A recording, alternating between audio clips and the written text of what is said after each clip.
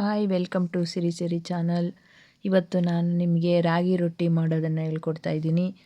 ಮೊದಲು ಫಸ್ಟು ಬಾಣಲಿಗೆ ಬಿಸಿ ನೀರು ಹಾಕೊಂಡು ಸ್ವಲ್ಪ ಬಿಸಿ ಆದ ತಕ್ಷಣ ಈರುಳ್ಳಿ, ಹಸಿಮೆಣಸಿನಕಾಯಿ ಸಣ್ಣಗೆ ಹೆಚ್ಕೊಂಡು ಹಾಕಬೇಕು. ನಂತರ ಸ್ವಲ್ಪ ಜೀರಿಗೆ, ನಂತರ ಸ್ವಲ್ಪ ಸಾಲ್ಟ್ ಹಾಕಿ ರುಚಿಗೆ ತಕ್ಕಷ್ಟು ಉಪ್ಪು, ನಂತರ ರಾಗಿ ಹಿಟ್ಟು ಹಾಕಿ ಚೆನ್ನಾಗಿ ಮಿಕ್ಸ್ ಮಾಡ್ಕೊಳ್ಳಿ.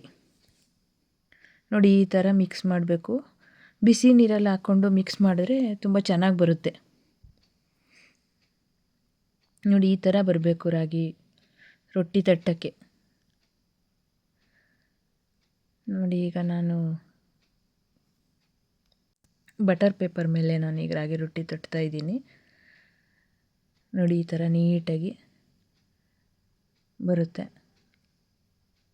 ತುಂಬ ಟೇಸ್ಟಿಯಾಗಿರುತ್ತೆ. ಒಮ್ಮೆ ಟ್ರೈ ಮಾಡಿ ನೋಡಿ.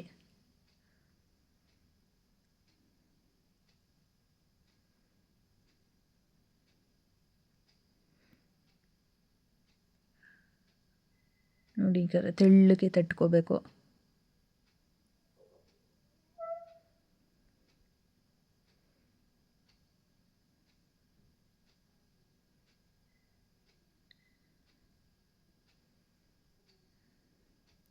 ಇವಾಗ ಇದನ್ನು ಸುಡ್ತಾ ಇದ್ದೀನಿ. ನೋಡಿ ಯಾವ ಥರ ಬಂದಿದೆ ಅಂತ ರಾಗಿ ರೊಟ್ಟಿ. ನೋಡಿ,